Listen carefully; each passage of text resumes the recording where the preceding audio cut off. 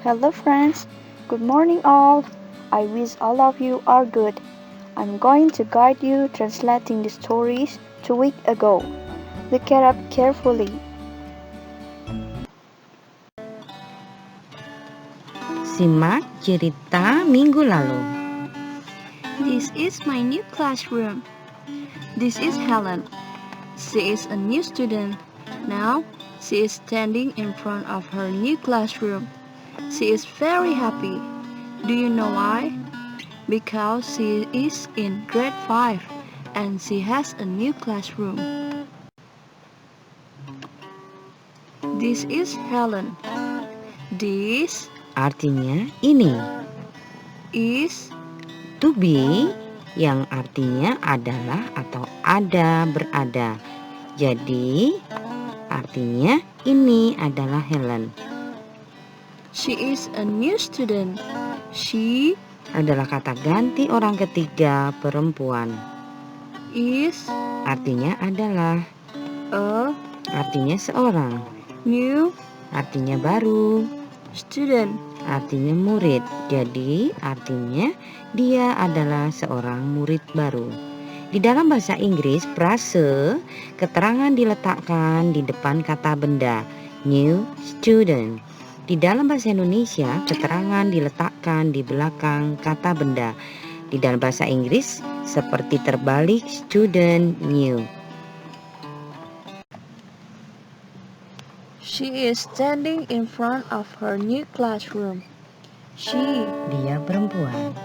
is Kata penghubung yang artinya ada. standing. Sedang berdiri, dari kata kerja stand dan ing. Ini adalah bentuk kalimat present continuous stand yang digunakan pada saat sesuatu hal itu sedang dilakukan atau dikerjakan. In front of. Artinya di depan merupakan keterangan tempat yang di dalam bahasa Inggris dikatakan Adverb of place. Her artinya nya menggantikan kepemilikan perempuan. new classroom. Kelas baru. Now Sekarang. Jadi artinya dia sedang berdiri di depan kelas barunya sekarang.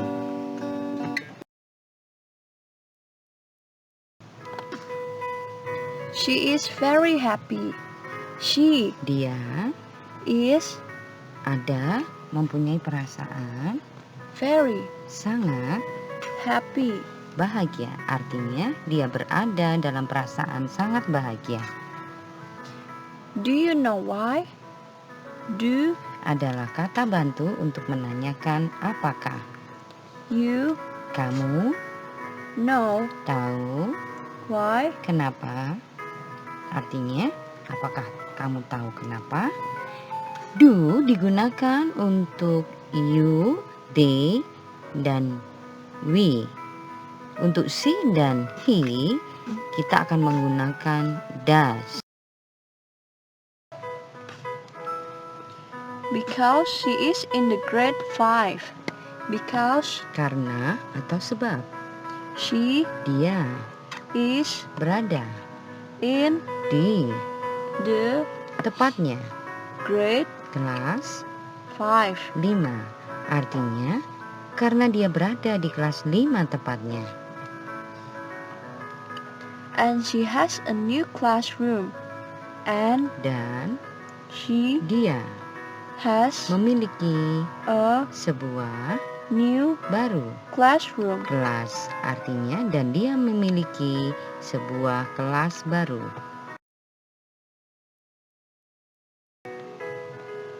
Let's friends.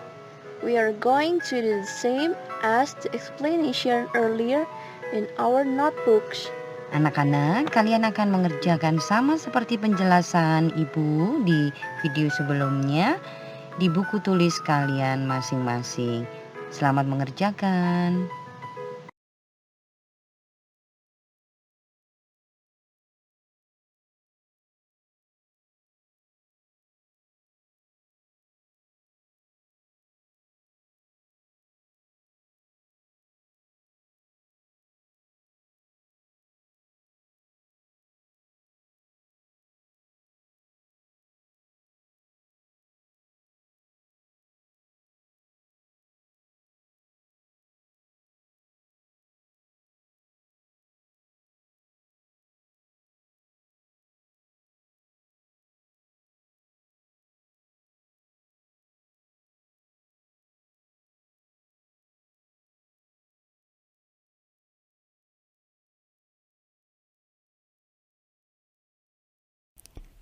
Today we are going to learn about to be.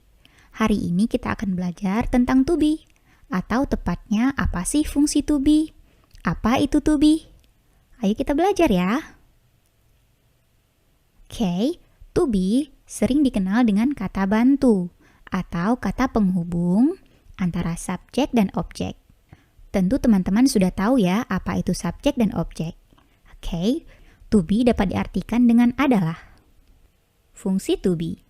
Yang perlu diperhatikan adalah to be dapat berubah sesuai dengan kapan sesuatu terjadi.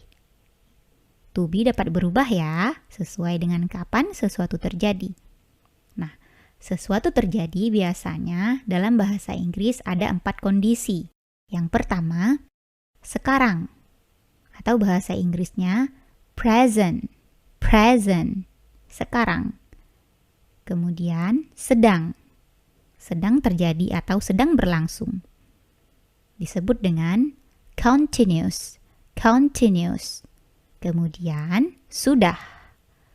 Sudah atau telah terjadi pada masa lalu. Disebut dengan past. Past. Kemudian akan. Nah, akan terjadi atau sesuatu terjadi di masa depan atau perencanaan. Disebut dengan future. Future. Oke, inilah fungsi to be untuk 4 kondisi ini. Oke, untuk fungsi to be yang pertama, to be berfungsi sebagai penghubung antara subjek dan noun. Ayo kita lihat formulanya. The formula subject plus to be plus noun. Oke, pola kalimatnya adalah subjek tambah to be tambah noun. Subjek tentu teman-teman sudah tahu ya, subjek adalah pelaku. Kemudian to be, kata bantu yang sesuai dengan subjek tertentu. Dan noun. Noun adalah kata benda. Teman-teman sudah bisa hafal kan kata benda? Yang belum bisa menghafal kata benda, silahkan cek di channel Miss Katie ya. Di sana Miss menyediakan banyak sekali kata benda. Silahkan dihafal. Memorize the vocabulary well. Hafalkan dengan baik. Ayo kita kembali ke fungsi to be. Let's see the example. Ayo kita lihat contohnya. Yang pertama, subject I. To be-nya atau am. Kemudian digabung menjadi I am atau am. Contohnya adalah a doctor. Okay, I'm a doctor. I'm a doctor. Saya seorang dokter. Kemudian you, to be-nya are atau a ya. Kemudian menjadi you are atau you are. Contohnya nurse. You are a nurse. You are a nurse. Kamu seorang perawat. You are a nurse. Kamu seorang perawat. And then we, to be-nya are atau a.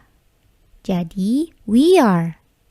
Contohnya we are teachers. Teachers.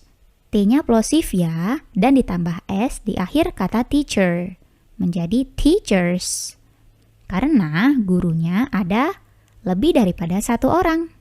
Kami adalah guru atau kami guru. And then they. Awas hati-hati jangan mengucapkan day. Day itu hari, tetapi ucapkan they, lembut ya. They, to be-nya are, menjadi they are atau they are. Contohnya, they are farmers. They are farmers. Mereka adalah petani. Nah, kata farmer kita tambah S karena mereka lebih daripada 1 orang. And then she, to be-nya is, menjadi she is. Contohnya, a housewife, ibu rumah tangga. She is a housewife. Dia seorang ibu rumah tangga. She is a housewife. Dia seorang ibu rumah tangga. Nah, perhatikan baik-baik. She dapat diganti dengan nama seseorang. Misalnya nama Mawar. Mawar is a housewife. Atau Linda. Linda is a housewife. Jadi she adalah dia perempuan. Dia perempuan adalah seorang ibu rumah tangga. Nah, dia perempuan bisa diganti dengan nama ya. Misalnya seperti tadi, Linda adalah seorang ibu rumah tangga. You got it? Paham ya? Kemudian ada he. He to be-nya is. Menjadi he is. Contohnya lawyer. Lawyer. He is a lawyer. He is a lawyer. Dia seorang pengacara. Lawyer, pengacara. Lawyer, pengacara. He sama seperti she bisa diganti dengan nama seseorang. He khusus untuk laki-laki. Misalnya, he bisa kita ganti dengan nama Andi atau Budi atau Sam misalnya. Sam is a lawyer. Sam adalah seorang pengacara. Lawyer, pengacara. Jadi he bisa diganti dengan nama orangnya ya. And then ada it. It to be-nya is. Menjadi it is atau it is. It is.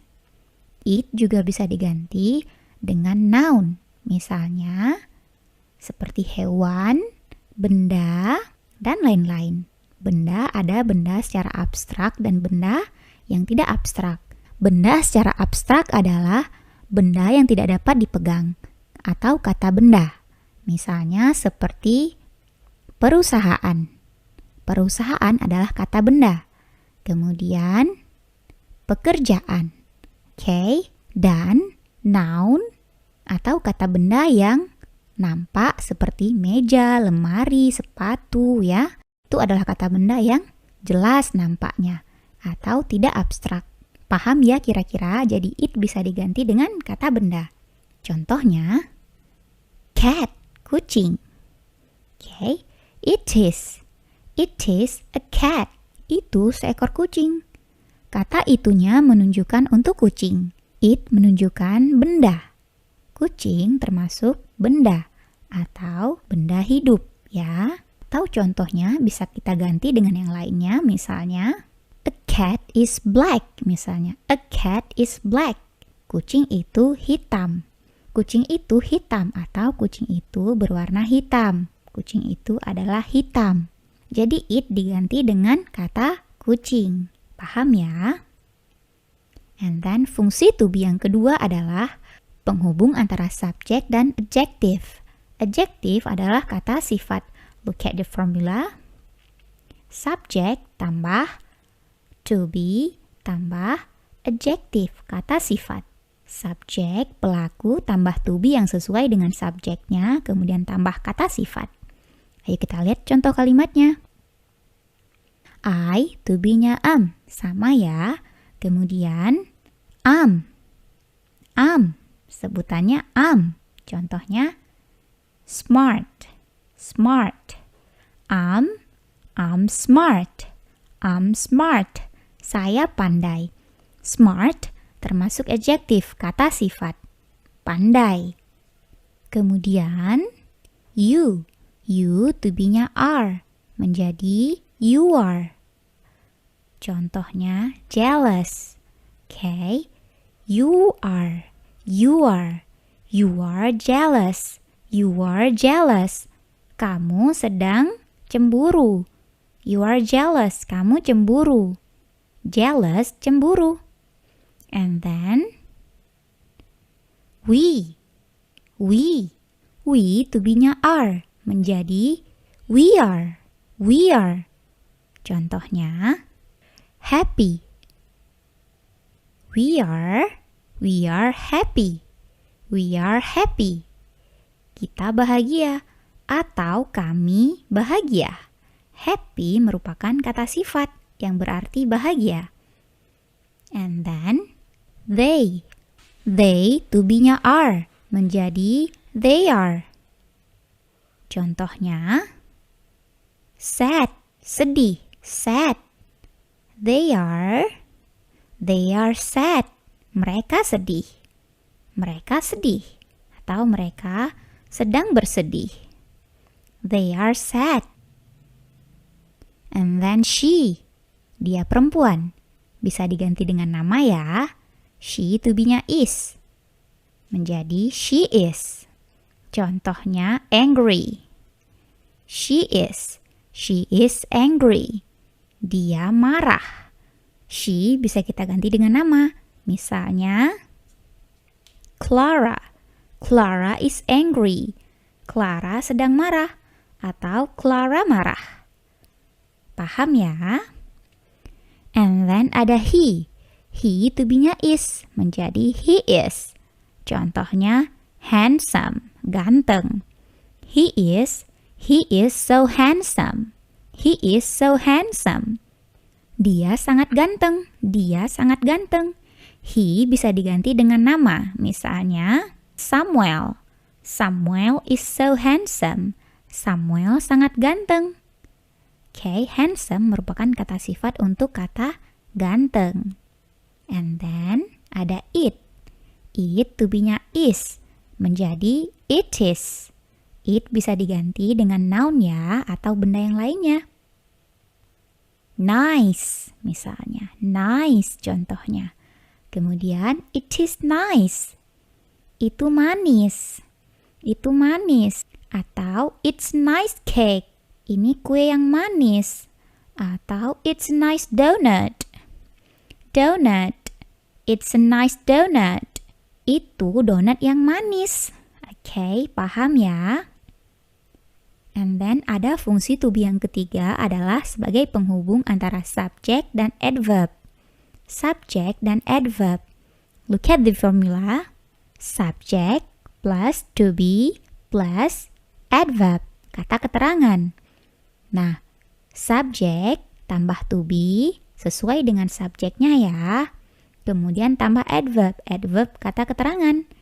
Buat teman-teman yang tidak tahu adverb, kata keterangan, apa sih kata keterangan, kemudian fungsinya, dan contohnya, silahkan belajar di Part of Speech, kelas kata, Part 6, bagian 6. Di situ Miss sudah menjelaskan bagian adverb secara lengkap. Ayo kita lihat contohnya ya. Contohnya adalah subject I. To be-nya adalah am. I'm at school. Saya di sekolah. Saya di sekolah. Sekolah merupakan adverb, keterangan tempat. Oke, untuk menunjukkan keterangan tempat, dalam bahasa Inggris membutuhkan padanan. Nah, untuk menunjukkan tempat, padanan katanya adalah at.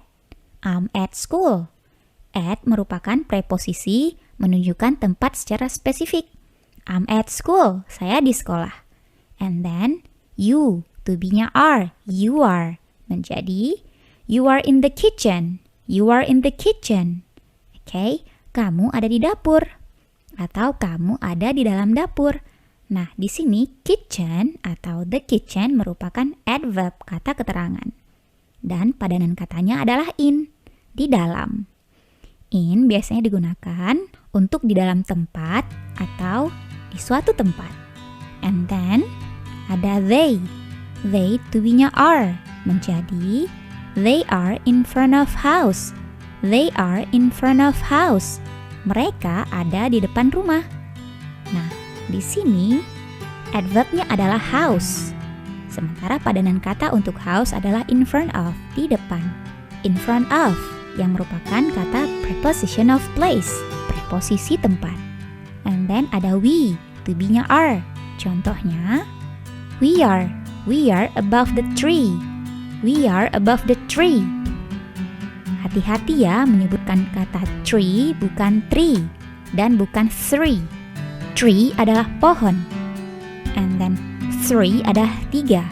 Oke, jangan sebutkan tree ya, tetapi tree. Tree. T-nya itu plosive. Dan jangan sebutkan three.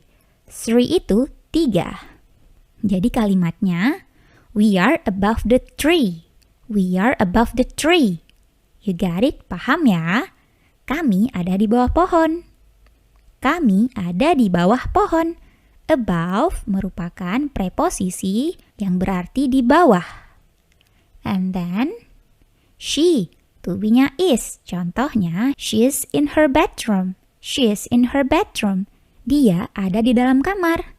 Nah, di sini, bedroom atau her bedroom merupakan kata keterangan atau adverb. Adverb ini membutuhkan preposisi, seperti preposisi in. Kemudian ada he is. He is. He, to be-nya is. Contohnya, he is beside me. He is beside me. Dia ada di samping saya. Nah, kata saya, me di sini merupakan adverb, keterangan. Kemudian beside. He is beside me. Dia di samping saya. Nah, beside merupakan preposisi yang berarti di samping. Beside me. Ini merupakan keterangan. Adverb. And then ada it. To be-nya is. It is. Contohnya, the book is on the table. The book is on the table. The book is on the table. Buku ada di atas meja. Oke, the book merupakan kata ganti dari it.